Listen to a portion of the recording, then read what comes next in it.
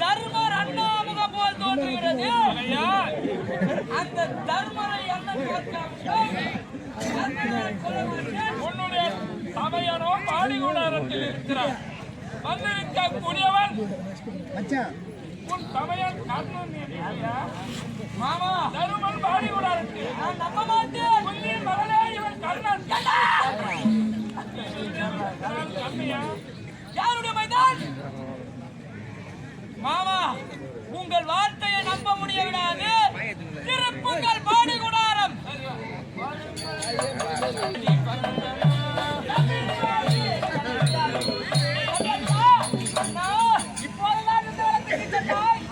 அதற்குள் கண்ணனை கொண்டு விட்டார்.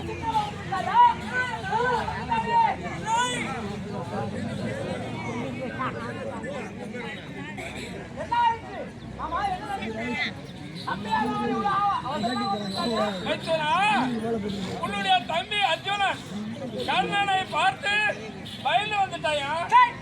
தம்பி அண்ணா கர்ணனை பார்த்து பயந்து விட்டாயா? ஆமா அண்ணா.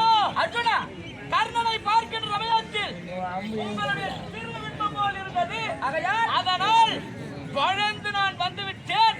மாமாவின் வார்த்தையை கேட்டு நம்முடைய மைந்தர்கள் அனைவரும் மாற்றிருக்கிறார்கள். அதனால் திரும்பி வந்து விட்டேன். எப்போது திரும்பி வந்தாயோ அர்ஜுனா நீ கட்டாய் உன் வேண்டுமே கட்டது.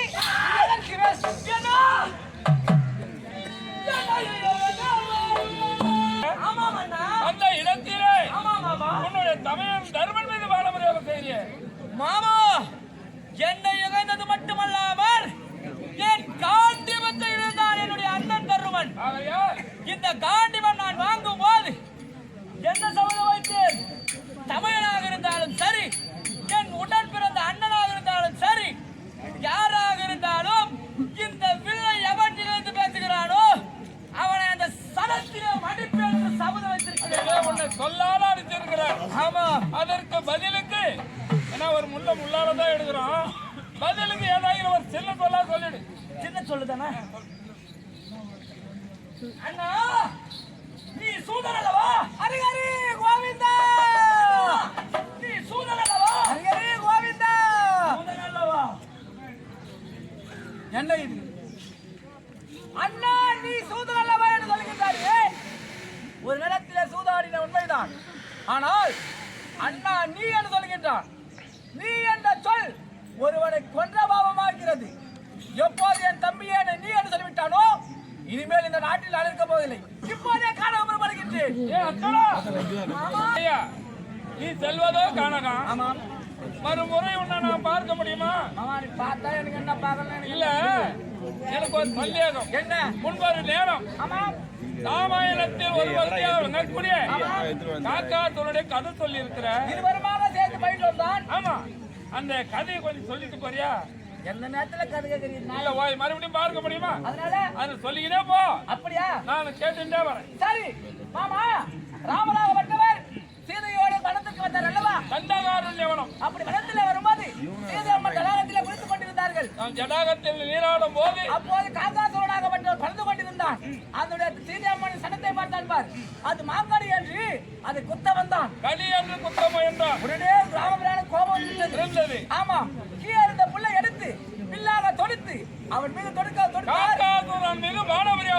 உடனே பயந்து விட்டான். உடனே ராமபிரானை வலம் வந்து அவர் பாதத்தை படித்து விட்டார். அதற்கு ராமபிரான் என்ன தெரியுமா?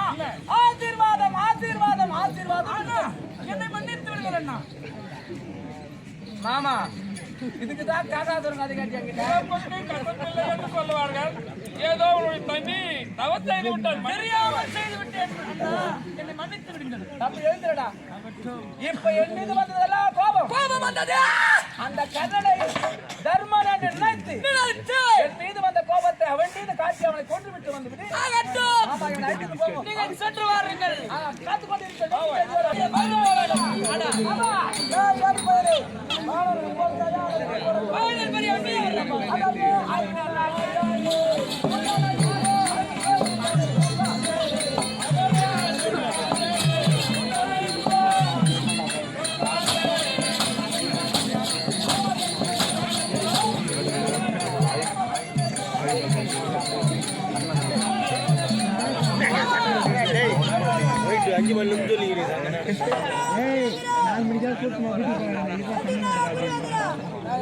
பானம் போய் அர்ஜுனை சாகச்சிருக்கோம். நீ வேற கூட்டாட்டு போட்டியா? என்ன கேக்குறப்பா? அர்ஜுனன் மீது எதற்கு நேராக குறி வைத்திருக்கிறாய் பானத்தை?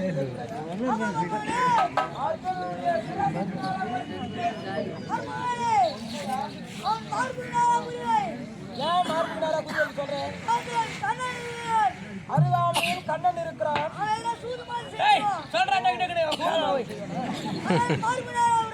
சரி, உன் வார்த்தையை கேட்டு மார்பகனாராக குறி வைக்கிறேன். ஒருவேளை இந்த நாகம் சென்று அர்ஜுனனை கொன்றால் இந்த பேரும் புகழும் யாரை வந்து சேரும்? சண்டை போறதுனால பேர் எடுத்து போறா. நீ என்ன வேலைக்காக வந்த? தேர் ஓட்ட தானே வந்த? தேர் ஓட்டுற வேலை நீ பாரு, சண்டை போடுற வேலை நான் பாக்குறேன்.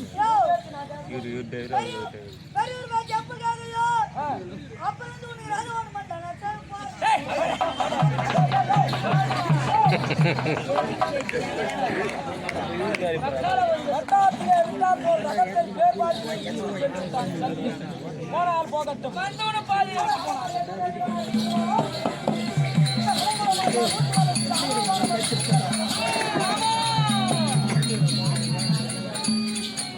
என்ன ஆனது மாமா? அர்ஜுனா மாமா, கண்ணன் நாகக்கடையை உன்னுடைய மார்புக்கு லகு பிடிக்காமல் சிரசுக்கு லகு பிடித்தான். நம்முடைய ரதத்தை 11 அங்குலம் பூமியில் தாழ்த்திருக்கிறேன். தலைக்கு வந்தது தலப்பாகையோடு போய்விட்டது.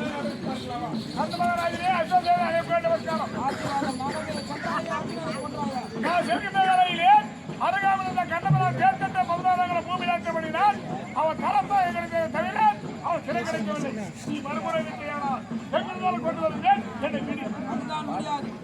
என் தாய் குண்டமாதியை இலக்கிய 2 வரம் கொடுத்திருக்கிறேன். ஆமா, பாண்டவர்களே நடுப்புறங்களாய் விளங்கக்கூடிய அர்ஜுனனை ஒருவனை தவிர 4 கொல்ல மாட்டேன் என்று சத்தியம்.